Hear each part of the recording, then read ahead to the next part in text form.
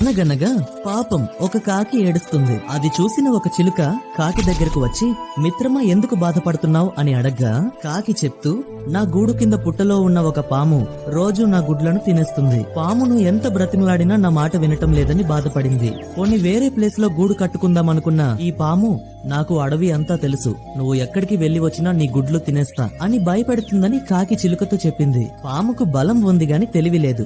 ఆపద సమయంలో భుజబలం కంటే బుద్ధి బలం కాపాడుతుందని చిలుక కాకితో ధైర్యం చెప్పింది. వెంటనే కాకి ఒక ఆలోచన వేసింది. ఒక బెల్లం ముక్కను తీసుకువచ్చి పుట్ట బయట వేసింది. దీంతో చాలా గండు చీమలు, ఎర్ర చీమలు అన్ని బెల్లం చుట్టూ చేరాయి. ఆహారం కోసం వెళ్లి వచ్చిన పాము తన పుట్టలో చీమలను చూసి చాలా భయపడింది. ఇదంతా కాకి చేసిన పనే అని తెలుసుకొని ఆ పాము అక్కడి నుంచి పారిపోయింది. ఆ తర్వాత కాకి తన గుడ్లను పొదిగి పిల్లలతో సంతోషంగా జీవించసాగింది. వీడియో నచ్చితే లైక్ చేసి మీ ఫ్రెండ్స్ గ్రూప్ లో షేర్